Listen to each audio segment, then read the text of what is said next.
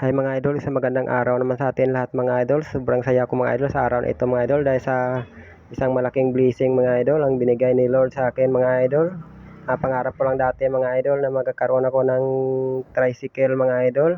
At ito ngayon mga idol, binigay sa wakas, binigay na rin ni Lord mga idol. Kaya huwag tayo maghinaan ng loob sa ating mga pangarap idol. Hindi man natin matupad sa ngayon ang ating mga pangarap, pero hindi natin mamalayan mga idol sa balang araw mga idol ay hindi natin alam mga idol na makamit na pala natin mga idol. Nasa atin na pala mga idol ang ating pinapangarap mga idol. Malaki man yan mga idol o maliit ang ating pangarap mga idol. Hintay-hintay lang tayo mga idol dahil yan ay kapag para sa atin talaga mga idol ay ibibigay talaga ni Lord yan sa atin mga idol. Kaya sa atin lahat mga idol, ang aking paalala lang mga idol na lahat kailangan tayo mangarap mga idol habang nandito tayo sa mundong ito mga idol ay kailangan ay mayroon tayong mga pangarap dahil sa ating mga pangarap mga idol, dahil sa ating mga malalaking pangarap mga idol ay yan ang nagbibigay ng lakas sa atin mga idol. Ay maraming salamat sa inyo mga idol.